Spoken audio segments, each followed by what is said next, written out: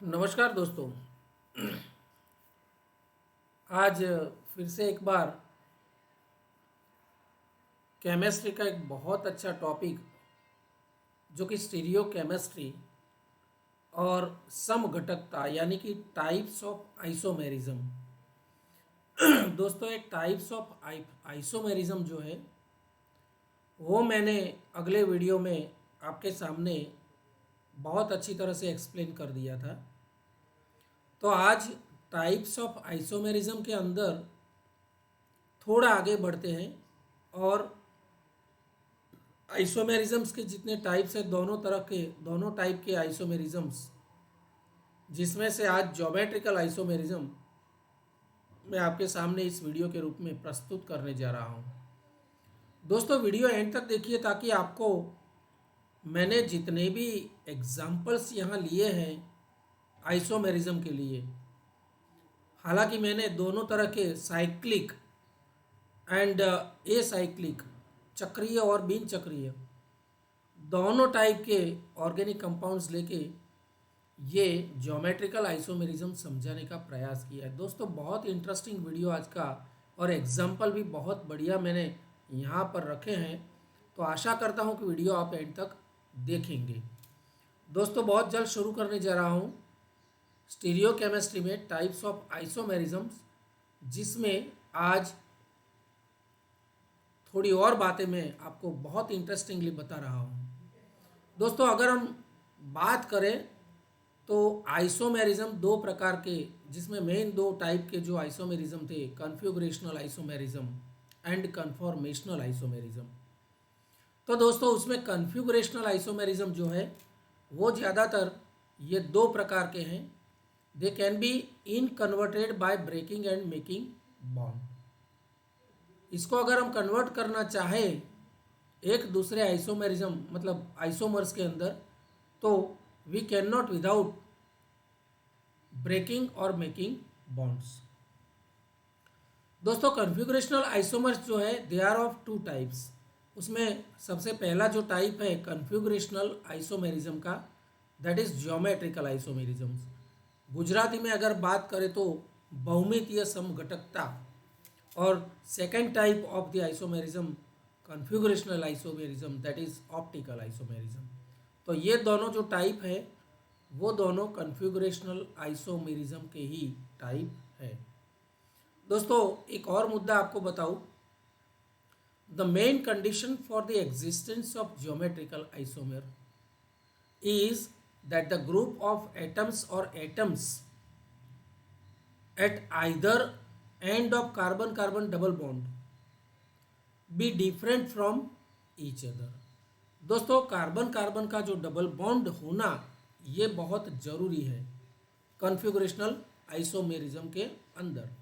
तो carbon carbon का double bond जो है वो डबल बॉन्ड के साथ जितने भी ग्रुप्स और एटम्स बॉन्डेड है वो डिफरेंट होने चाहिए। ये सबसे पहली कंडीशन है।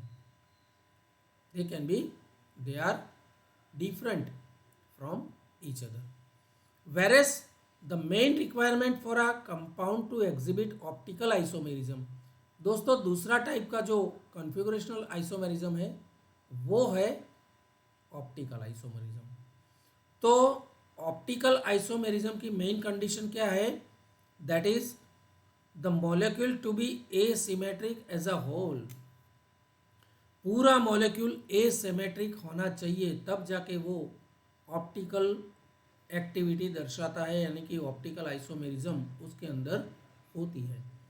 तो कन्फिगरेशनल आइसोमेरिज्म जो है उसके पहले प्रकार में, यानी कि जो पहला प्रकार है ज्योमेट्रिकल आइसोमेरिज्म। तो ज्योमेट्रिकल आइसोमेरिज्म कब होता है, जब कार्बन कार्बन डबल बॉन्ड के आसपास जो भी एटम्स या ग्रुप्स बॉन्डेड है वो डिफरेंट टाइप के होने चाहिए।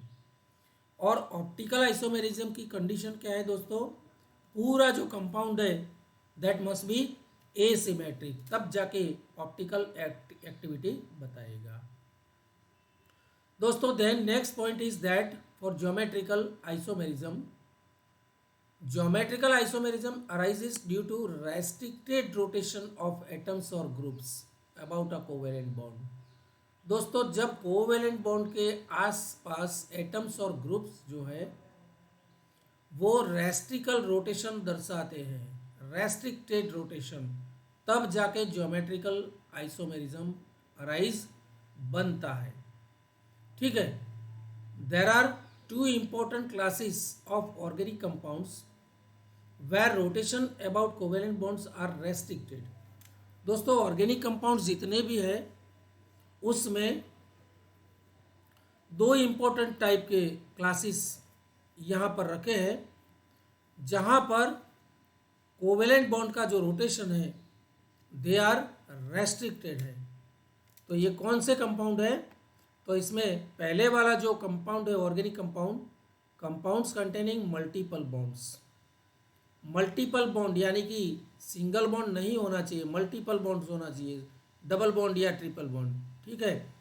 और दूसरी टाइप का जो है वो cyclic compound, cyclic compound and compounds containing multiple bonds. ये दो टाइप के जो क्लासेस यहाँ पर रखे हैं, there are two important classes. तो ये दोनों इम्पोर्टेंट क्लासेस यहाँ पर रखे गए हैं ऑर्गेनिक कंपाउंड्स के अंदर, जहाँ पर कोवेलेंट बॉन्ड्स के ऊपर रोटेशन जो है वो रेस्ट्रिक्टेड है और तब जाके हमें ज्योमेट्रिकल आइसोमेरिज्म दिखेगा। दोस्तों ज्योमेट्रिकल आइसोमेरिज्म में अगला पॉइंट है, geometrical isomerism is further classified into two categories. तो ज्योमेट्रिकल आइसोमेरिज्म के और भी दो प्रकार है।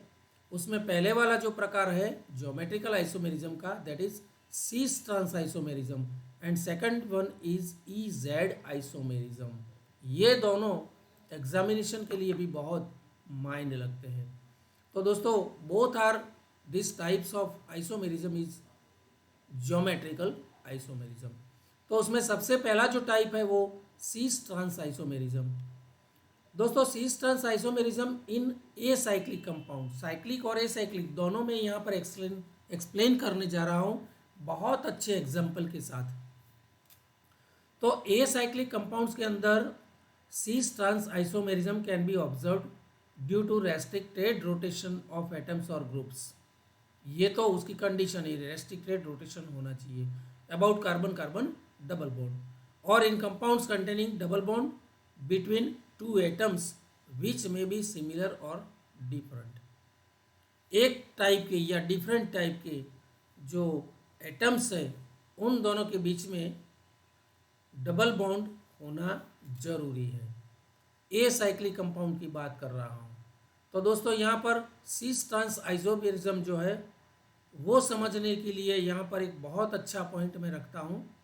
इन the compounds containing carbon carbon double bond if identical atoms और groups lies on the same side, ये दोस्तों कंडीशन ध्यान में रखिए। इफ आइडेंटिकल एटम्स और groups lies on the same side of a pi plane, the stereo isomer is known as cis isomer. यानी कि double bond की एक तरफ अगर दोनों सेम सेम एटम्स और ग्रुप्स होते हैं तो उसको सीस आइसोमर बोलते हैं। एंड इफ आइडेंटिकल एटम्स और ग्रुप्स, एक जैसे ग्रुप्स और atoms lies on the opposite side, बिल्कुल ऑपोजिट डायरेक्शन में जब होते हैं पाई प्लेन के या फिर डबल बॉन्ड के, then the stereo isomer is known as trans isomer. ठीक है। उसका एग्जांपल अगर बताना चाहूँ तो यहाँ पर देखिए दोस्तों, सी ए फिर ए, तो यहाँ पर सेम टाइम के जो ग्रुप्स है या फिर एटम्स है ए टाइप के, वो यहाँ पर एक्स वाई प्लेन जो है उसकी साइड में सेम एटम्स और ग्रुप्स ओरिएंटेड है। तो ये सीस आइसोमर हम बोलते हैं इसको। ठीक है।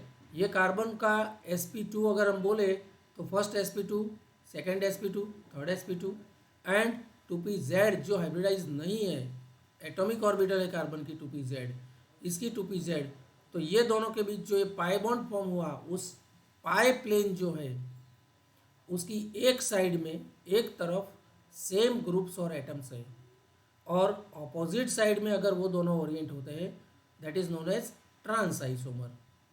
और भी एग्जांपल अगर उसका देना चाहूँ तो यहाँ दोस्तों देखिए सिस टू ब्यूटेन, टू ब्यूटेन में दोनों हाइड्रोजन एक तरफ है, दोनों CH3 जो है ग्रुप्स वो एक तरफ है, so it is called cis, and this is opposite side oriented है CH3 HH, so it is known as trans two butane. ठीक है, अब दोस्तों आगे बात करें तो सिस ट्रांस आइसोमेरिज्म जो है the main condition for geometrical isomerism, उसकी मेन कंडीशन क्या है दोस्तों, तो the molecule must have a double bond, double bond होना आवश्यक है ज्योमेट्रिकल आइसोमेरिज्म के अंदर।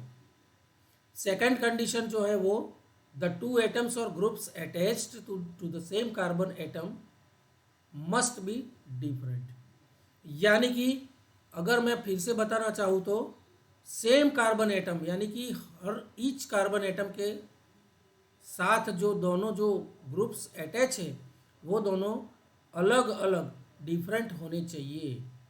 यहाँ पर भी दोनों अलग है, यहाँ पर भी दोनों अलग है, तो ये कंडीशन ज्योमेट्रिकल आइसोमेरिज्म में बताई गई है। और दूसरी कंडीशन है molecule must have double bond, तो ये आपके लिए बहुत इंपॉर्टेंट इंफॉर्मेशन यहाँ पर मानी जाती है। दोस्तों सिस ट्रांस आइसोमेरिज्म को समझने के लिए ये भी एक बहुत अच्छा पॉइंट है, they are several functional groups, the several functional groups carbon carbon double bond के साथ जुड़े हुए सेवरल फंक्शनल ग्रुप्स जो है when present in a compound involve geometrical isomerism although they do not contain carbon carbon double bond. ठीक है, तो ऐसे कौन से हैं carbon carbon double bond form करते हैं लेकिन कार्बन कार्बन डबल बॉन्ड के दोनों एंड पे, मैं फिर से एक बार दोहराना चाहूँगा, the several functional groups when present in a compound involve geometrical isomerism although they do not contain carbon carbon double bond. अगर कार्बन कार्बन डबल बॉन्ड नहीं है तो डिफरेंट टाइप के एटम्स के बीच में जो डबल बॉन्ड है, फॉर एग्जाम्पल ऑक्साइम्स, तो oximes containing C double bond N and may give rise to geometrical isomerism, तो उसमें तो ज्योमेट्रिकल आइसोमेरिज्म और भी ज़्यादा बढ़ता है। ऑल आल्डो ऑक्साइम्स एक्सेप्ट फॉर्माल्डोक्साइम, फॉर्माल्डोक्साइम के अलावा जितने भी आल्डो ऑक्साइम हैं वो सारे शोज ज्योमेट्रिकल आइसोमेरिज्म। यहाँ पर देखिए दोस्तों ज्योमेट्रिकल आइसोमेरिज्म का बहुत अच्छा ऐसा एक उदाहरण यहाँ पर ऑक्साइम्स का एक्सेप्ट फॉर्माल्डोक्साइम। ठीक है, यहाँ पर दोस्तों ये नॉन बॉन्डिंग पेयर है, this is hydrogen CH3OH, so it is oxime. यहाँ पर C डबल बॉन्ड N है दोस्तों, देखिए तो यहाँ पर CH3 यहाँ पर है और non bonding pair of electron यहाँ पर है, लेकिन OH ग्रुप यहाँ पर है दोस्तों। देखिए तो वन एक स्ट्रक्चर हो गया ज्योमेट्रिकल सिस ट्रांस आइसोमर का, और यहाँ पर CH3 एंड OH दोनों डबल बॉन्ड की पाई प्लेन जो है उसकी एक ही साइड में है। तो ये दोनों जो स्ट्रक्चर है, ये दोनों स्ट्रक्चर को अगर हम एक्सप्लेन करना चाहे तो here the structure 1 and 2 represent different configurations, दोनों अलग अलग कन्फिगरेशन बनाते हैं, यानी कि आइसोमर्स यहाँ पर सिस ट्रांस बहुत अच्छी तरह से हम समझ सकते हैं।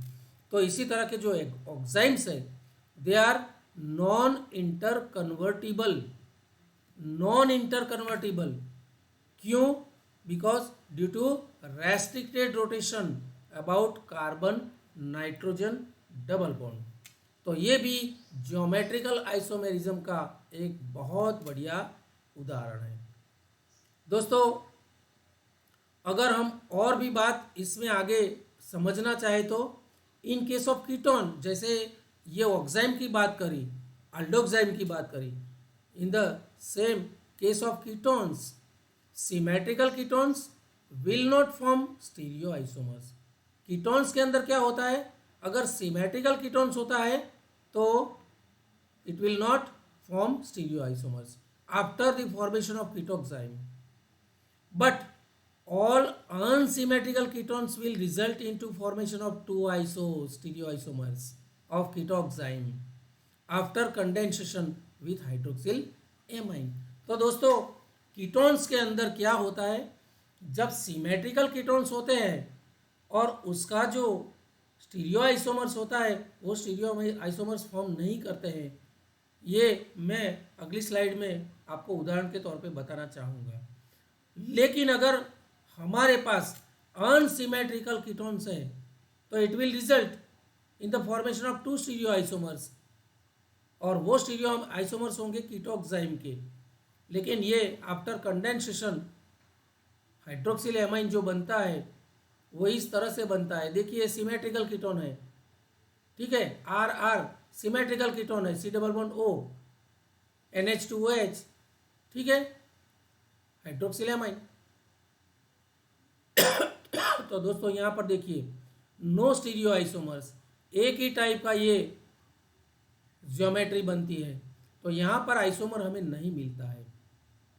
लेकिन अगर हम ये दोनों अलग अलग लेते हैं यानी कि unsymmetrical, this is R and this is R dash, so R dash is quite different than R, so it will resulted into two isomers R dash C double bond N, यहाँ पर non bonding pair of electron और यहाँ पर OH bonded होगा, ठीक है।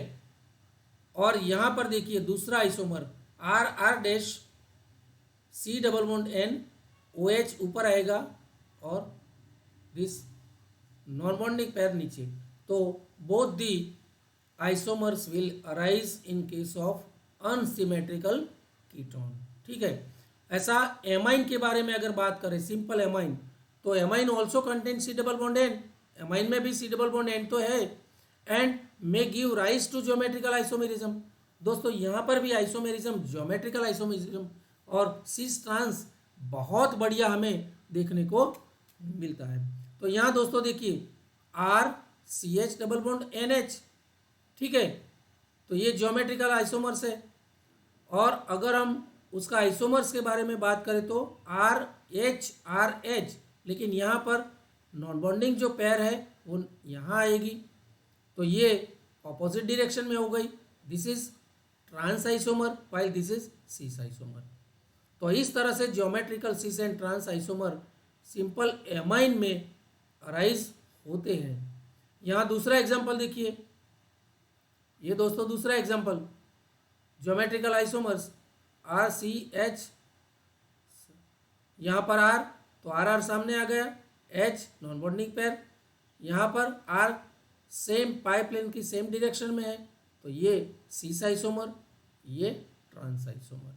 तो इस तरह से यहाँ एमाइन के उदाहरण लेते हैं तो भी हमें बहुत अच्छी तरह से सिस एंड ट्रांस आइसोमर जो कि ज्योमेट्रिकल आइसोमर्स के प्रकार हैं वो बहुत अच्छी तरह से समझ में आते हैं। अब दोस्तों थोड़ी बात करता हूँ cis and trans isomerism in cycloalkenes.